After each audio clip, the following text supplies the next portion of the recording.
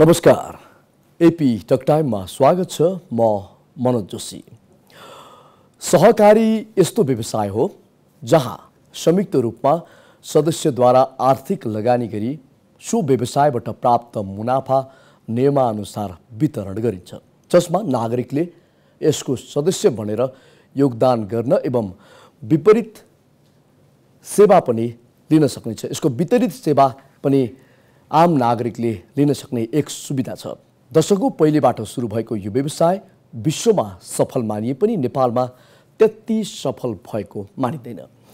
वित्तीय सहकारीलाई छाया बैंकिङ पनि भन्ने गरिन्छ, तर व्यवस्थापन कमजोर हुँदा यस क्षेत्रमा समस्या देखिरहन्छ। आज हामी यिनै विषयमा कुराकानी गर्नेछौँ। नेपालको परिप्रेक्ष्यमा खम्बे अर्थतन्त्रमा सहकारीको खम्बा किन कमजोर भयो, यिनै विषयमा केन्द्रित हुनेछौँ। हामीसँग हुनुहुन्छ सहकारी बैंकका प्रमुख कार्यकारी अधिकृत बद्री गुरागाई। स्वागत छ यहाँलाई। धन्यवाद। कस्तो छ, आराम हुनुहुन्छ? सन्चै छु। सहकारी यानि कि सहकार्य, भर्खरै मैले यसको थोरै विवरण पनि भने। यहाँ सहकारी बैंकको प्रमुख कार्यकारीको नाताले सरल भाषामा बुझाइदिनुस् कि के हो यो सहकारी बैंक, नेपालमा कसरी चल्दैछ? सहकारी भनेको सहकारी अघि तपाईँले भन्नुभयो, सामान्य रूपमा त्यही नै हो।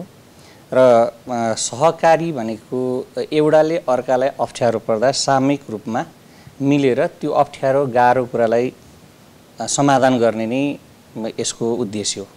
अब हाम्रो राष्ट्रिय सहकारी बैंकको कुरा गर्दाखेरि चाहिँ सहकारीहरू नेपालमा धेरै क्रियाशील भइरहेको अवस्थामा, सहकारीहरूले चाहिँ वित्तीय स्रोतहरू परिचालन गरिरहेको अवस्थामा, सहकारीहरूले वित्तीय स्रोतको अभाव भयो भने कहाँबाट पाउने भन्ने खालको त्यस्तो कुनै व्यवस्था थिएन। रिफाइनान्स गर्ने कुनै निकायहरू थिएन नेपालमा। त्यसो भइसकेपछि सहकारी कर्मीहरूकै अनुरोधमा तत्कालीन सहकारी ऐन 2048 संशोधन गरेर सहकारीहरूलाई मात्रै बैंक तथा वित्तीय सेवा संस्थाले उपलब्ध गराउने सेवा, जसमा विशेष कर्जाहरू पनि प्राप्त गरौँ र उनीहरूको स्रोतलाई कमी भयो भने पुर्ताल गरौँ भन्ने उद्देश्यले स्थापना भएको राष्ट्रिय सहकारी बैंक हो। अहिले करिब 13,000 सदस्यहरू यसमा आबद्ध हुनुहुन्छ। करिब 3,000 सहकारीहरूले यसबाट कर्जा लानु भएको छ। करिब 31 अरब कर्जा हामीले प्रवाह गरेका छौँ र त्यो उद्देश्य अनुसारको चाहिँ उहाँहरूले चाहिँ आफूलाई स्रोत कम भयो भने स्रोत प्राप्त गर्ने निकायको रूपमा यसलाई लिनुहुन्छ भने यसको साथसाथै अन्य सेवाहरू जस्तो संस्थालाई दिगो बनाउने वित्तीय प्राविधिक सेवाहरू हामी उपलब्ध गराइरहेका छौँ नेपालको सहकारी क्षेत्रमा। यहाँले जुन सङ्ख्या भन्नुभयो, नेपालको परिप्रेक्ष्यमा भन्नुपर्दा यसको सञ्जाल कतिको विस्तारित भइरहेको छ? अब राष्ट्रिय सहकारी बैंकको मात्रै नभएर समग्र सहकारीको हेर्ने हो भने अहिले 29,000 को आसपासमा सहकारी नेपालमा दर्ता भएर सञ्चालन भएका छन्। करिबन 73 लाख व्यक्तिहरू यसमा प्रत्यक्ष चाहिँ सदस्य हुनुहुन्छ। त्यसले गर्दा अहिले सहकारीको उपस्थिति 753 वटै पालिका, तत्कालीन अवस्थाको संरचना 77 जिल्लामा पुगेको देखिन्छ। र हाम्रो बैंककै कुरा गर्नुहुन्छ भने पनि हामीले 37 वटा जिल्लाबाट चाहिँ यो सेवाहरू चाहिँ सदस्यहरूलाई उपलब्ध गराइरहेका छौँ। यसले गर्दा जुन ग्रामीण स्तरमा चाहिँ इकोनोमिक एक्टिभिटीहरू भइरहेको छ, जहाँ चाहिँ बैंक तथा वित्तीय संस्थाहरू सञ्चालन गर्दा खर्चहरू ज्यादा लाग्ने, आर्थिक क्रियाकलाप कम हुने भनेर जान इच्छा नगरेको अवस्थामा पनि सहकारीहरूको उपस्थिति भएको छ। त्यसले गर्दाखेरि सम्पूर्ण नेपालभरि नै सहकारीको उपस्थिति भएको मलाई त्यस्तो अनुभूत हुन्छ। दशकौं पहिला स्थापित सहकारीको अवधारणा नेपालमा पनि भित्रिएर विस्तार भइसकेको छ, तर विश्वमा सहकारीको अवधारणा निकै सफल भएको अवस्थामा नेपालमा त्यति सफल मानिँदैन किन? अब यसलाई सापेक्षिक रूपमा लिनुपर्छ जस्तो लाग्छ। किनभने नेपालमा पनि तपाईँले हेर्नुभयो भने मलाई यस्तो लाग्छ 2053-54 सालतिर जहाँबाट म जन्मिएँ मोरङमा, त्यहाँ 3 रुपियाँ ब्याजमा पाइन्थ्यो कर्जा। 5 रुपियाँमा पनि लगभग चल्थे। 60% को कुरा गरौँ न। अहिले त्यो क्षेत्रमा 10 देखि 16% को बिचमा, फर्मल इन्फर्मल भन्दा चल्दैन। त्यो अर्थमा म यसलाई सफल भन्छु। किनभने हिजोको 60% ब्याज त्यसले घटायो, अहिले चेतनाको स्तरले गर्दा विभिन्न सामाजिक एक्टिभिटीहरूको रूपमा यसले योगदान गरेछ। जस्तो पार्टी बनाएको छ, स्कुल बनाएको छ, खानेपानी बनाएको छ। तर के देखियो यो सँगसँगै भने जुन सहर केन्द्रित सहकारीहरूमा चाहिँ नियामकीय व्यवस्थाहरू चाहिँ अलिकति कमजोर हुँदाखेरि त्यहाँ केही सञ्चालन गर्दाखेरि चाहिँ कमजोरी देखे, जसले गर्दाखेरि चाहिँ आम रूपमा मानिसलाई के प्रभाव पार्यो यसले भन्दा यही नै पो सहकारी हो र सम्पूर्ण सहकारी यस्तै छन् कि भन्ने पारेको हुनाले मान्छेमा अलिकति यसले कन्फ्युजन चाहिँ भएको छ। अनि अर्को नेपालमा के छ भने सहकारी भन्ने बित्तिकै वित्तीय सहकारी मात्रै बुझिन्छ, जबकि नेपालमा 15,000 जति चाहिँ वित्तीय कारोबार नगर्नको लागि कृषि औद्योगिकरण रूपान्तरणको लागि स्थापित भएका सहकारी पनि छन्। ती सहकारीहरूले किन यथेष्ट गरेनन् भन्ने कुरा तपाईँको क्वेसन चाहिँ ठिक हो। जबकि अन्य देशमा जस्तो इन्डियामा अमुल पनि सहकारी हो हैन। अहिले यो जुन ब्याङ्कहरूले स्विफ्ट कोड दिन्छ त्यो स्विफ्ट कोड दिने पनि सहकारी हो, सहकारी नै हो, स्विजरल्यान्डमा दर्ता हो। तर नेपालमा किन त्यो दिएन भने जुन आम चासो तपाईँहरूले राख्नुहुन्छ त्यो चाहिँ कस्तो देख्छु भने राज्यको रणनीति कुराहरूमा पनि यसो भर पर्छ। राज्यले कसरी लग्न खोजेको छ भन्ने कुरो नै फरक तरिकाले यसलाई बुझिन्छ। कसैले सानो स्केलमा एक्टिभिटीहरू गरून्, सानो स्केलमै रहोस् भन्ने पनि चाहिँ एउटा चाहिँ बुझाइरहन्छ। अर्को चाहिँ कस्तो बुझाइरहन्छ भने होइन यो त सदस्यले आफ्नो पैसा चाहिँ लाने सानो ठुलो भन्ने कुरो त भएन नि भनेर चाहिँ ठुलो पनि यो कारोबार भइरहेको हुन्छ। अनि वित्तीय रूपमा कारोबार गरेन भने त्यो सस्टेन नहुने भएको हुनाले कृषि सहकारीले पनि वित्तीय कारोबार गर्नुपर्ने बाध्यता आएछ। हामीले मल टाइममा दिन सक्दैनौँ, सिँचाइको व्यवस्था गर्न सकेका छैनौँ, त्यसलाई अनुदान दिन सकेका छैनौँ। त्यसले गर्दाखेरि चाहिँ सापेक्ष रूपमा कुनै रूपमा चाहिँ असफल जस्तो हो कि भनेर कुरा सुनिन्छ। तर मलाई के लाग्छ भने यो यसको भित्री पाटोमा गएर अलि डिटेल एनालाइसिस गर्ने भने यसले चाहिँ चेतनाको स्तरमा हिजो चाहिँ उत्पीडनमा परेको 60% परेको ब्याजलाई घटाएको अवस्थामा, सामाजिक रूपमा इन्टिग्रेसन गरेको अवस्थामा, तपाईँ द्वन्द्व भएको बेलामा पनि हेर्नुभयो भने नेपालमा द्वन्द्व भएको बेलामा पनि ब्याङ्क वित्तीय संस्था उठे। यस्तो कुरा गाईज्यू मैले यसमा जोड्न चाहेँ, गरिबी निवारण, रोजगारी सृजना, कृषिमा योगदान र आयात प्रतिस्थापनमा अहिलेको अवस्थामा धेरैजसो सहकारीको भूमिका त्यति महत्त्वपूर्ण देखिएन। के भन्नु छ यहाँले? अहिले यस्तो भयो, यसलाई कसरी मलाई भन्न जवाफ कसरी यसलाई छलफल गरौँ जस्तो लाग्यो भने अहिले ठ्याक्कै भनेको एउटा अङ्कमा मात्रै मापन गर्दा चाहिँ त्यो हो कि भन्ने नै हो। तर यसको पछाडिका कुराहरूमा जस्तो पूर्वाधारका कुराहरूमा हेर्नुभयो भने समग्रै क्षेत्रमा आयात त बढेको छ, सहकारीले मात्रै प्रतिस्थापन गर्ने कुरा त भएन। नेपालमा सरकारले पनि त्यो प्रतिस्थापन गर्न प्रयास गरिरहेछ, निजी क्षेत्रले प्रतिस्थापन गर्न प्रयास गरिरहेछ, तर भइरहेको चाहिँ छैन। सहकारीले किन गरेन भन्ने कुरो चाहिँ जायज हो, किन हामीले नि गर्नुपर्छ। तर कस्तो देखिन्छ भने कानुनी रूपमा अडचनहरू छन्। जस्तो सहकारीले कुनै उद्योग दर्ता गर्नु पर्यो भने गर्न सकिँदैन।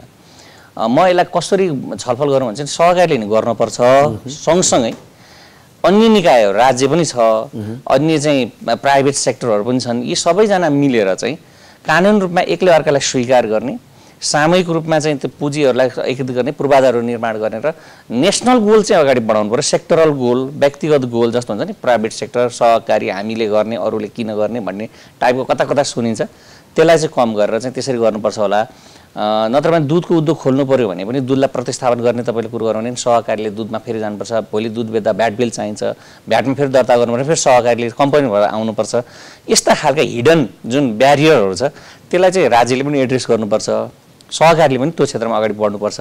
अहिले हामीले केही रूपमा गरेर तपाईँले अहिले भने जस्तै क्वेसनहरू आएपछि विशिष्टीकृत सहकारी सङ्घ भनेर चाहिँ व्यावसायिक रूपमा हाइड्रोमा, जलविद्युतमा, कृषिमा आधुनिकीकरण गर्न भनेर चाहिँ कानुनमा व्यवस्था ल्याएका छौँ र अहिले दर्ता हुने प्रक्रियामा छन्। जस्तो तपाईँहरूलाई यहाँले यति भन्दाखेरि सहकारी सम्बन्धी ऐन, कानुन, नियम कुन कुराले सरकारले यहाँलाई बाँधेको छ? अब यसमा चाहिँ महत्त्वपूर्ण यसमा चाहिँ कस्तो भने सहकारी भनेको चाहिँ मान्छेले कसरी बुझ्दिन्छन् भने वित्तीय सहकारी मात्रै बुझ्छन्। हामी चाहिँ सहकारीलाई कसरी बुझाउन खोजिरहेछौँ भने एउटा मान्छे जन्मेपछि ऊ सहकारीको सदस्य होस्, उसको चाहिँ डेली खर्चहरूबाट उसको चाहिँ बचतमा जाओस्, फाइनेन्सियल लिटरेसीको स्टार्ट त्यहीँबाट होस्। विद्यालय जाँदा उसको पनि खाजा खर्च र बचत हुँदै गरोस्। विद्यालय सकेपछि त्यो पैसाले उसले उच्च शिक्षा पढोस्। उच्च शिक्षा पढिसकेपछि उसलाई व्यावसायिक काम गर्नलाई ऋण दियौँ हामीले। ऋण दिएपछि ऊ वृद्ध अवस्थामा भयो भने उसलाई चाहिँ हामीले लौरोदेखि लिएर अरू र मृत्यु पछाडि उसको काज क्रिया खर्च पनि सहकारीबाट जाउँ भने चाहिँ सहकारीले हामीले नाफा मात्रै र सोसियल बिजनेस बनाउन खोजेका छौँ भने चाहिँ यसमा धेरै कानुनहरू बाधा अड्छ। मैले अघि त्यही औद्योगिक कानुनको इक्जाम्पल दिएँ। जस्तै तपाईँ सामाजिक सुरक्षा ऐनमै के भन्छ भने वृद्ध भत्ता बाँड्नु पर्यो भने ब्याङ्क मात्रै भन्छ। ब्याङ्कको डिफिनेसन हेर्नु हो भने सहकारी पर्दैन। तर ग्रामीण क्षेत्रमा सहकारी त्यही सदस्य हुन्छ, त्यही वृद्ध भत्ता लिने मान्छे सहकारीको सदस्य हुन्छ। यहाँ चाहिँ यस्तो रकम दुरुपयोग भयो भनेर धेरै कुरा उठिरहेको हुन्छ। त्यस्तो कुरामा बाँडेर हामी सदस्यलाई घरमै पुर्याउँछौँ, ब्याङ्कै आउन पर्दैन भन्ने कुरामा छैन। अर्को तपाईँलाई म भन्छु, सहकारी केही कानुनले चिन्दैन, किन 48 सालभन्दा अगाडि बनेको कानुन पनि त सहकारी थिएन। अहिले त्यो कानुनले अप्ठ्यारो पार्छ। अब चेक जारी गर्छन् गर्दैनन् सहकारी भन्ने विवाद छैन, भुक्तानी पूर्जा भन्छन्, तर भुक्तानी पूर्जा भने पनि त्यो चेककै काम गर्छ। त्यो सब्सट्यान्स ओभर द फर्म भन्छ नि, नाम जेसुकै भन्नुहोस्, काम चाहिँ त्यही गर्छ। तपाईँले कुनै ब्याङ्क वित्तीय संस्थामा 1 लाख रुपियाँ ल्याउनुहोस्, उसले 1 लाखै दिन्छ। सहकारीको त भुक्तानी पूर्जा भन्नुहोस् 1 लाख दिन्छ, प्रयोग भइसकेको छ। 41-42 वटा कानुनहरू कोही चिन्दैनन्, कोही हडल गर्छन्, कुनैले चाहिँ इन्टिग्रेसन गर्नुपर्छ भनेर हामीले कानुन सहकारी मन्त्रालयमा बुझाएका छौँ सहकारी क्षेत्रबाट। त्यो भयो भने सहकारीले कानुनी रूपमा अभियन्ताज्यूहरूले जो हामी सहकारीमा काम गर्छ हामीले कम्प्लेन गर्ने ठाउँ होइन। अब हाम्रो बल आयो हामीले गर्दै देखाउनु पर्यो नि त। ठाउँ थिएन, अहिले त लिगल ब्यारियर छ भनेको छ, इन्फ्रास्ट्रक्चर छैन भनेको छ। त्यसले गर्दा म के भन्छु भने राज्यले पनि यसलाई अलिकति छलफल गर्नुपर्छ, यी ब्यारियर गर्न। सहकारीले पनि आफ्नो स्रोत पुँजी परिचालन कहाँ भएको छ त? वित्तीय सहकारीले आफै उद्योग गर्न सक्दैन, तर सेक्टरल लगानी त गर्न सक्छौँ नि हामी। कृषिमा यति % लगानी जुन भनेछौँ, उत्पादनशील क्षेत्रमा यति अथवा प्राथमिकता प्राप्त क्षेत्रमा यति, त्यो छैन नि त सहकारी क्षेत्रमा। भनेपछि यता लगानी पनि जता गर्न पनि पाइयो। अनि तपाईँहरूले भने जस्तै जग्गामा केमा जान्छ भन्ने भन्नुहुन्छ। राज्यले पनि के गर्छ भन्दा बिजनेस गर्ने इन्भाइरोमेन्टको लागि अलिकति ध्यान दिएदेखि त्यो पनि सुध्रिन्थ्यो। सहकारीमा सेक्टरल इन्भेस्टमेन्ट गरेर यो पोलिसी इन्टिग्रेसन र यो फ्युजन नबनाइकन चाहिँ अहिले तपाईँले ठ्याक्कै भने जस्तो अङ्कमा टक्रक्कै अलिक अप्ठ्यारो परेको छ। हामी ब्रेक लिन्छौँ र ब्रेकपछि फेरि आउँछौँ। दर्शकबिन, एपी टकटाइममा बेला भएको छ ब्रेकको। म एउटा सोच बोकेको मान्छे, हिजो पढेर मात्र केही हुँदैन भनेर निराश हुनै लागेको मान्छे, आज एउटा उत्साह बोकेर लागेको छु आफ्नो कर्ममा। मेरो विश्वास, मेरो भरोसा अनि मेरो प्रगतिको सहयात्री, जसले मेरो हरेक उतार चढावमा साथ दिँदै मलाई एउटा सफल व्यवसायी बनायो। तपाईं र हामी जस्ता सृजनशीलहरूको सोचमा ऊर्जा भरिरहेको छ नेपाल बैंक लिमिटेड। समयसँगै अघि बढ्दै नेपाल बैंक लिमिटेड, नेपालको पहिलो बैंक। दर्शकवृन्द, ब्रेकपछि स्वागत छ। आज हामी सहकारी बैंक र सहकारी क्षेत्रसँग जोडिएर विविध यसका पक्षका बारेमा कुराकानी गरिरहेका छौँ। हामीसँग हुनुहुन्छ सहकारी बैंकका प्रमुख कार्यकारी अधिकृत बद्री गुरागाई। स्वागत छ ब्रेकपछि यहाँलाई। धन्यवाद। सहकारीकै कुरा गर्दाखेरि पछिल्लो अवस्थामा सहकारी प्रतिको विश्वास एक किसिमले हराउँदै गएको हो कि भन्ने आङ्कलन पनि गर्न सकिन्छ। जस्तो कि सहकारी अवधारणा यसलाई आफैमा नराम्रो चाहिँ भन्न मिल्दैन, तर यसको सही सदुपयोग हुन नसकेका कारण यसमा समस्या नै समस्या छ भन्छन्, अथवा सहकारीको धेरै बदमासी छ भन्छन्। कारण के हो? अब म चाहिँ के भन्छु नि, यो सहकारी मात्रै होइन, सबै क्षेत्रमै सायद अब बदमासी अलिअलि छ। सहकारीमा चाहिँ मलाई कस्तो लाग्छ नि, तपाईँले भनेको बदमासी ठ्याक्कै त मैले बुझिनँ, तर ढिलो चाँडो हामीले छलफल गर्दा हामीलाई प्राय ग्राहकहरूलाई समस्या पार्ने हो, त्यस्तै समस्या त्यो कहीँ बचत फिर्ता नदिने अथवा कुनै भागे भन्ने सुन्छौँ। यसमा चाहिँ 2-3 तरिकाले हेर्दाखेरि केही क्षेत्रमा नियामकीय अवस्था कमजोर दर्ता हुन्छ, नियमन हुन्न त्यति प्रभावकारी। सङ्ख्या धेरै छ, संरचना थोरै छ नि त। त्यसले गर्दा कसले के गरेछ टाइममै रिपोर्ट हुँदैन, टाइममै करेक्सन गर्न पाइँदैन र कुन बेलामा निक्लिन्छ त्यो कुरा भन्दाखेरि चाहिँ जहाँ चाहिँ अप्ठ्यारो परिसकेको छ त्यस बेलामा चाहिँ यो कुरा देखेर अनि त्यो कुरालाई चाहिँ अलिक गरेको छ। तर पनि फेरि समग्रतामा हेर्नुभयो भने यो 30,000-29,000 करिब सहकारीमा 100 सहकारीमा अलिक समस्या आएको थियो बिचमा। त्यो समस्यालाई पनि अहिले तपाईँहरूले समस्याग्रस्त सहकारीले गर्दाखेरि 2-4 वटाको बचत फिर्ता भएछ, 2-4 ठाउँमा चाहिँ अलिकति समस्या देखेको छ। त्योभन्दा बाहेकको अर्थमा हेर्नुभयो भने चाहिँ फेरि राम्रै देखिन्छ कि।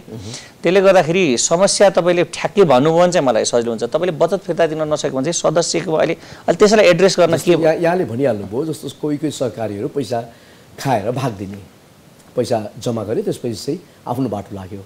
र कोही चाहिँ के बदमासी छ भन्दाखेरि जस्तो कस्टमरसँग पैसा उठाए, पैसा जम्मा गर्न लगायो, त्यो पैसामा पनि अब ब्याज साव आदि इत्यादि यो टेक्निकल कुरा त अब भित्रको आन्तरिक कुराहरू हुन्, यसमा चाहिँ समस्या गरिदिने त्यस्ता गुनासाहरू थुप्रै हामीले चाहिँ रेडियो, टेलिभिजन, पत्र पत्रिका सामाजिक सञ्जालदेखि लिएर हरेक क्षेत्रमा यो पढ्न पाउँछु। मैले यही समस्यालाई इङ्गित गर्न खोजेको, यो किन हुन्छ? यो त बदमासी भयो नि।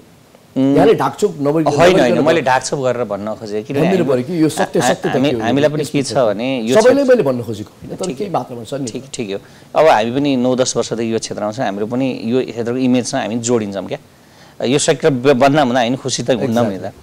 यसमा 3-4वटा कुरा देख्छु मैले। अघि फर्स्टकै कुरा चाहिँ के भने सबैले उद्देश्यभन्दा बाहिर भनेको कृषिहरू सहकारी संस्थाले अनुदान, म 3-4वटा कारण हुन्छ। कृषि सहकारी उत्पादनसँग लाग्ने सहकारीलाई चाहिँ अनुदानदेखि सबै कुरा छैन, सस्टेन हुन सक्यो भने उसले बचतको काम गर्छ। उसले बचतको काम गर्दा उसँग स्ट्रक्चर, कम्पिटेन्ट स्ट्रक्चर हुँदैन, त्यसले गर्दा त्यसले त्यहाँनिर प्रुडेन्सियल स्ट्यान्डर्डहरू फलो गर्न अलिकति कम भएको हुनसक्छ। तर पनि अहिलेसम्म त्यस्तो देखिएको छैन। समस्या बचत तथा ऋण वित्तीय सहकारीमै देखिएको छ। अर्को कुरो के छ, नियामकीय व्यवस्थामा कमजोरी कुन चाहिँ नियम नभएर होइन कि नियमन गर्नै जाने जनशक्ति नै कम भएर। नियमकीय व्यवस्थाहरू छन्, जस्तै 10 एउटा व्यक्तिलाई 10% बढी लगानी गर्न पाइँदैन, नातागोतामा चाहिँ लगानी गर्न पाइँदैन, चाहिँ त्यो मान्छेले चाहिँ रिपोर्ट टाइमली बुझाउनु पर्छ। त्यस पछाडि चाहिँ अर्को चाहिँ के छ भने सदस्य केन्द्रीयता भन्ने अहिले छ। त्यसमा चाहिँ 3टा कुरा मापन हुन्छ। तपाईँले अलिकति यसमा बरु एक्सप्लोर गरिदिनु भने सजिलो हुन्छ। एउटा संस्थापकीय सरोकार भन्छ। तपाईँ हामीले सहकारी खोल्यौँ भने हामीले चाहिँ त्यहाँ बचत राखेका छौँ कि छैनौँ त? संस्थापन हामीले गऱ्यौँ भनेपछि हामीले हाम्रो पैसा नि त्यहाँ राख्नु पऱ्यो। त्यो सञ्चालन बाहिर पैसाबाट बचतबाट मात्रै नभएर हामी सदस्य मात्रै नभएर ऋणबाट भएको छ कि त्यो एउटा मापन गर्छ। अर्को सञ्चालकीय सक्रियता भन्छ। भनेको चाहिँ हामी सहकार्य कार्यक्रममा कति जान्छौँ, स्थापना दिवसमा कति जान्छौँ, साधारण सभामा कति जान्छौँ, अरू कार्यक्रम हुन्छ। त्यो सङ्ख्या कम भयो भने त्यहाँ सहकारीको सदस्यको के भन्छ, माया कम भएको हो कि भन्ने बुझिन्छ। र अर्को भनेको यो चाहिँ संरक्षकीय सम्बन्ध भनेको सहकारीमा सदस्य हुने तर सेवा चाहिँ नलिने, कर्जा नि नलिने, त्यसबाट कृषिका उपज पनि नलिने भयो भने रियल सेन्समा ऊ त्यो सहकारीप्रति आकर्षित अथवा आवश्यकता भएर गठन भएको छैन। यो 5वटा कुरालाई गर्ने भने मेरो विचारमा एकदमै ह्याप्पी प्रस्पेरस हुन्छ। केही कुरा तपाईँले आएका समस्या छन् र ती संस्थाहरूमा हामीले विभिन्न रूपमा हामीसँग ठोकिँदाखेरि चाहिँ एउटा नियमन व्यवस्था हुनु तर कार्यान्वयन कम हुनु, जनशक्ति संरचना। अब सङ्घीयमा गएर स्थानीय पालिकामा छ, पालिकामा सहकारीको विभागै छैन, कसले गर्ने जे गरे पनि हुने। दर्ता भइरहेछन् सहकारी संस्थाहरू, थुप्रै दर्ता भएका छन्, तर नियमनै गर्न नसक्ने संस्थाहरूलाई किन दर्ता दिइरहेको छ त? अब यो चाहिँ कस्तो भन्नुहुन्छ भने कतिपय ठाउँमा चाहिँ बढी भएको भनेर एकीकरणको पनि कुरा आएको छ। आम नागरिकको रकम लगानी भएको छ, भोलि सुरक्षाको कुराहरू उठ्छन्। यसलाई चाहिँ अब मैले किन दर्ता भयो भन्ने कुरामा म दर्ता गर्ने निकाय त होइन, तर यो क्षेत्रमा भएको हुनाले म के भन्छु भने कारण के होला त? दिनु उचित हो होइन, आवश्यकताको आधारमा गर्नुपर्छ। त्यसले गर्दा दर्ता गर्नुभन्दा अगाडि त पुर्याउनु पर्यो नि त, यसको अनुगमन त हुनु पर्यो नि। हो हो, नत्र छाडा भइहाल्यो नि, जसले जे गर्दै नि उनी भयो। होइन, त्यो कुरामा त दुई मात्रै छैन। नियमन कम भयो, नियामकीय अवस्था कम भएको हुनाले चाहिँ अहिले प्रदेशमा पालिकामा गएर सहकारीहरूमा के भएको छ नै थाहा छैन। भोलि त्यहाँ झन् विकराल भएको छ कि बा राम्रै पो भएको छ कि। त्यसले गर्दा तपाईँले अहिले भने जस्तो एउटा कुरामा चाहिँ हामी सबै सरकार पक्षले, हामी अभियन्ताले पनि सरकार पक्षले पनि दर्ता गर्ने निकायहरू भनेको सरकार भन्नाले उहाँले बुझ्नुपर्ने के छ भने सहकारीको आवश्यकता सङ्ख्या कति हो। 5000 जना बराबरमा एउटा बचत तथा ऋण भनेको छ। जनसङ्ख्या चाहिँ पालिकामा 50,000सम्म 10वटा भन्दा बढी नभए पनि हुनुपर्ने हो, तर त्यो चाहिँ बढी भइरहेछ। त्यसले गर्दा यसमा चाहिँ गहन छलफल हुनुपर्छ। मलाई लाग्छ तपाईँले उठाएको यो कुरो चाहिँ ठ्याक्कै मैले मात्रै भन्नुभन्दा पनि यो सम्पूर्ण पक्षले नियमन दर्ता गर्ने, नियमन गर्न नसक्ने भएपछि त्यहाँ चाहिँ भोलि जनताका पैसा के हुन्छ भन्ने जुन तर्फले उठाउनु भएको छ, यसमा चाहिँ एकदम बृहत छलफल हुनुपर्छ जस्तो लाग्छ। मेरो कारणले भन्दा चाहिँ नियमन गर्न सक्ने क्षमता नहुँदा, आवश्यकता नहुँदा दर्ता मात्रै गर्यो भने यसले अलिक समस्या ल्याएको हो कि भन्ने कुरामा म विमति चाहिँ राख्छु। दर्ता गर्न यति सजिलो छ सहकारी, जसले पनि दर्ता गर्न पाउने होइन। अब डाटाहरू छैनन् कि, जस्तो दोहोरो सदस्यता हुनु हुँदैन। तपाईँको नियमन निकायको राष्ट्र ब्याङ्क, हाम्रो त राष्ट्रिय सहकारी ब्याङ्क हो त राष्ट्र ब्याङ्क, तर अन्य सहकारीहरूको हकमा चाहिँ सहकारी विभाग अथवा प्रदेश सहकारी विभाग अथवा पालिकामा रहेको प्रदेश सहकारी शाखा, त्यो कार्यक्षेत्रको आधारमा। जस्तो एउटा सहकारीको पालिका मात्रै कार्यक्षेत्र छ भने उसलाई नियमन त्यही पालिकाले गर्ने भयो। एउटा सहकारीको 2टा पालिका जोडेछन् त्यो प्रदेशमा जाने हो, 2टा पालिका पनि 2टा भिन्नै प्रदेशमा केन्द्रमा आउने भयो। यो भौगोलिक आफ्नो कार्यक्षेत्र अनुसार भएको हुनाले त्यो कार्यक्षेत्र अनुसार नियमन गर्ने व्यवस्था छ।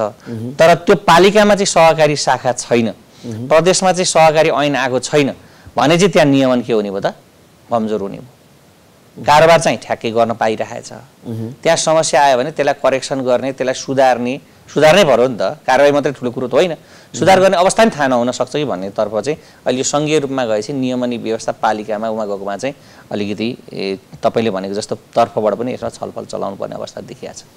सहकारी संस्थाहरूले गैर कानुनी कार्य गरी कमाउ धन्दातिर लागेका छन् भन्ने समाचार पनि पढ्न पाइन्छ। यो केही न केही सत्यता छ, भित्री कुरो के हो यसको? अब ठ्याक्कै हामीले सबै सहकारीमा 1 to 1 गरेर हामी नियमनकारी त होइनौँ, कहाँ लगानी गरेछ त्यसरी त हेर्न पाएको छैन।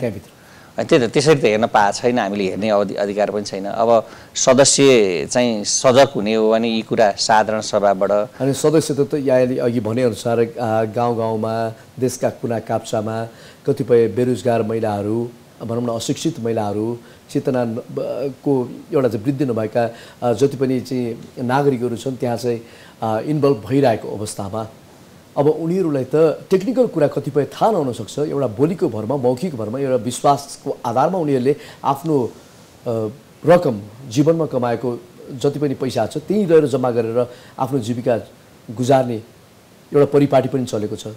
भोलि त्यसले बदमासी गर्यो भने त उनीहरू त घरको न घाटको हुन्छ। यो समस्या पनि भइरहेछ। मैले भन्न खोजेको के छ त्यस्तो सहकारीले बदमासी गर्नुपर्ने कारण?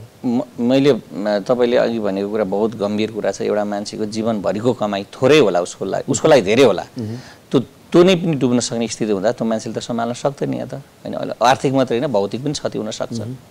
यसमा चाहिँ मैले के भन्छु भने यो अहिले सङ्घीय संरचना गएपछि नियामकीय व्यवस्थाहरूलाई नै अलिकति सुदृढ गर्नुपर्ने कमजोरी सरकारको देखियो।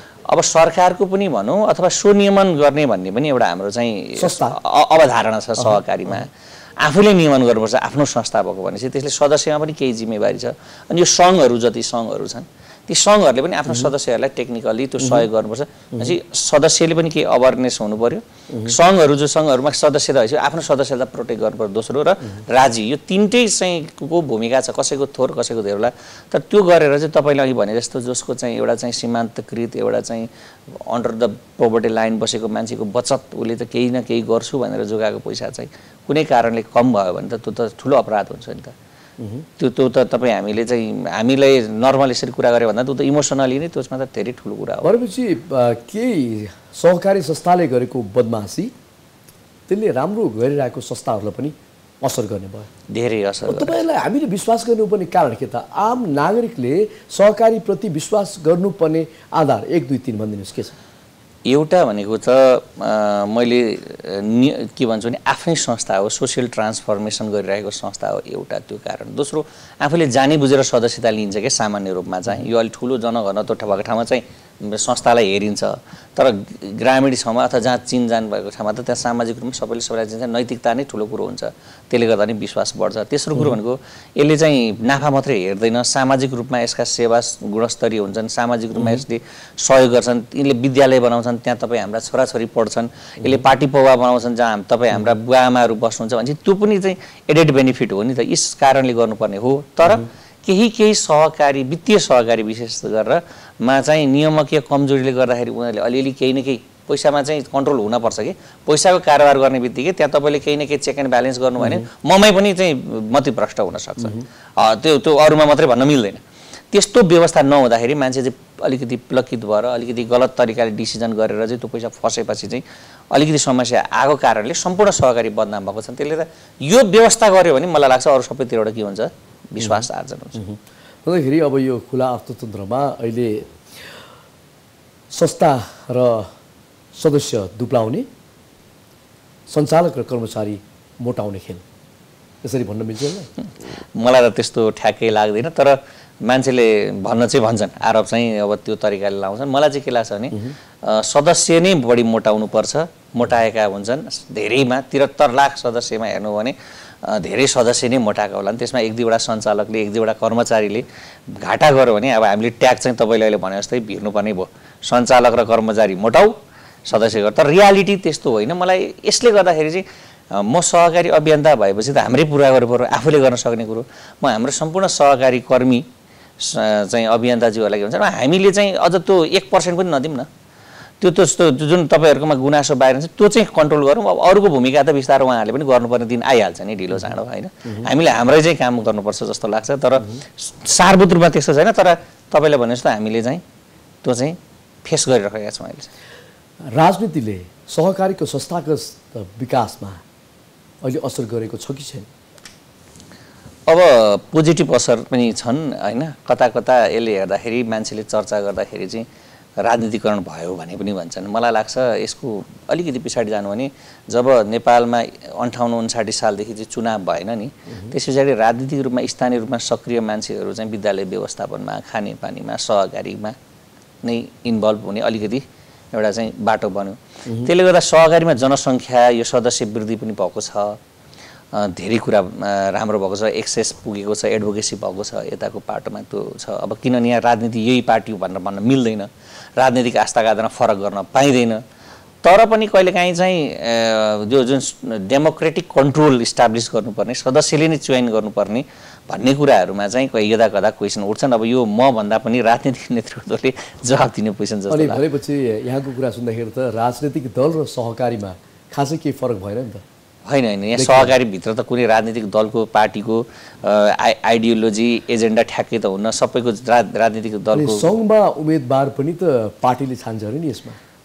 यसमा त मलाई त मेरो ठ्याक्कै भन्नुहुन्छ नि त्यो मेरो ठ्याक्कै एरिया भएन। तर सङ्घहरूमा त्यहीँका सदस्यहरू नै निर्वाचित हुन्छन्। अब उहाँ सदस्य भयो तर अर्को पनि राजनीतिक दलमा हुनुहुन्छ भने त अब राजनीतिक दल मात्रै हेर्नु भएन। मेरो अनुरोध चाहिँ के छ भने सहकारी कर्मी हो उहाँ, त्यसले गर्दा उहाँले सहकारी कर्मी हुनुभयो, उहाँको राजनीतिक एफिलिएसन हुनसक्छ। अनि भनेपछि त यता अब ग्राहकको चिन्ता भन्दा पनि राजनीतिको र नेताहरूको चिन्ता बढी देखियो नि होइन? त्यस्तो त गर्न नमिल्ला, किनभने उहाँ समूहमा काम गर्नुपर्छ। तर मैले भन्न खोजेको के हो भने राजनीतिक रूपमा उहाँहरूको कतै एफिलिएसन हुनसक्छ, तर सहकारीमा आउँदा त सहकारीमा काम गरेकै हुनु पर्यो, सहकारीमा सदस्यतै लिएको हुनु पर्यो, अनि नै उहाँहरूले उम्मेदवार हुन पाउनुभयो। उम्मेदवार भएर जितेपछि त पक्का पनि आफ्नो सरकारवाला भनेको सदस्य नै हुन्, सदस्यप्रति त उहाँहरू चिन्तित हुनुपर्छ। त्यसले गर्दा उहाँले सदस्यप्रति नै सेवाहरू चाहिँ गर्ने, समर्पण गर्ने र काम अगाडि बढाउने गर्नुहुन्छ होला। भनेपछि यसको समग्र हामीले टुङ्गोमा के पुग्यो भन्दाखेरि सर्वप्रथम सहकारीको अनुगमन, दर्ता प्रक्रिया, कसलाई दिने कसलाई नदिने र अनुगमन गर्ने जिम्मेवारी सर्वप्रथम सरकारको र सरकारको निर्देशन बमोजिम सहकारीका जो चाहिँ सङ्घ संस्थाहरू प्रमुख रहेका छन् उनीहरूलाई जिम्मेवारी दिनु पर्यो र उनीहरूले गर्नुपर्ने अनुगमन अहिलेको अवस्थामा गरेको देखिएन। यो हाम्रो कमजोरी भयो। यसरी बुझौँ यसलाई यसरी बुझौँ। हामी नियमन कसले गर्ने भन्नेमा अल्झ्यौँ अझै पनि। हामी स्वनियमन हामी आफै नियमन गर्छौँ कि सरकारले गर्दाखेरि हुन्छ भन्नेमै अल्झ्यौँ अहिले। त्यसले गर्दा हामी अहिले जुन सहकारी क्षेत्रमा हामीले उठाइरहेको कुरा भनेको चाहिँ नियमन जसले गरे पनि कुरा एउटै रिजल्ट निक्लिन्छ। पहिला नियमकी स्ट्यान्डर्डहरू बनाऊ, प्रोसेसहरू बनाऊ। एउटा सहकारी संस्था चाहिँ खराब भयो भन्ने थाहा भयो भने त्यसले बचत लिन नसक्ने कसले भन्ने त? कसले भन्ने? एउटा सहकारी संस्था तपाईँले हेर्नुभयो ठिक छैन, त्यहाँ अझै बचत गर्ने खराब हुनसक्छ अथवा जोखिममा पर्न सक्छ, त बचत नलि भन्ने चाहिँ कसले? ठिक छ, हामी अब कार्यक्रमको अन्तिममा आइसकेका एकदम 2 लाइनमा के भन्न चाहन्छु यहाँलाई? म के भन्न चाहन्छु भने यो सहकारी भनेको चाहिँ समाज रूपान्तरणको एउटा क्षेत्र हो। यसमा केही कमजोरी होलान्, कमजोरी नभएको क्षेत्र हुँदैन। सम्पूर्ण सरकारवाला क्षेत्रहरूले चाहिँ यसलाई आफू भूमिकामा हुँदाखेरि यसलाई चाहिँ कसरी अगाडि बढाउन सकिन्छ भने एकीकृत रणनीति तयार गरौँ। मलाई लाग्छ नेपालको संविधानले परिकल्पना गरेको जुन समाजवादी बाटो जाने उपयुक्त बाटो यही हुनसक्छ। त्यसले गर्दाखेरि सबैलाई यसमा भएका कमी कमजोरी सच्याउँदै समाजवाद जाने बाटोमा यसैलाई बनाउन सकिन्छ भन्ने विश्वास लिएर काम गर्दिन अनुरोध गर्छु। धन्यवाद, त्यही भन्न चाहन्छु। यहाँसम्म आएर आफ्नो महत्त्वपूर्ण भनाइराख्दिनु भयो, त्यसको लागि धन्यवाद दिन चाहन्छु। AP1 टेलिभिजनले मलाई पनि यो बोल्ने मौका दियो र मनोज सर सबै टिमलाई चाहिँ हार्दिक धन्यवाद भन्न चाहन्छु। दर्शकबिन, हाम्रो कार्यक्रम सकिसकेको छ र आज हामीले कुराकानी गऱ्यौँ सहकारी क्षेत्रमा देखिएका समस्या, चुनौती र यसको समाधान कसले के गर्न सक्छ, यसलाई अझ चाहिँ चुस्त दुरुस्त र माथि लैजानको लागि, माथि उठाउनको लागि हामीसँग हुनुहुन्थ्यो सहकारी बैंकका प्रमुख कार्यकारी अधिकृत बद्री कुमार कुरागाई। AP1 हेर्दै गर्नुहोला। नमस्कार। This program is brought to you by समयसँगै अघि बढ्दै नेपाल बैंक लिमिटेड, नेपालको पहिलो बैंक।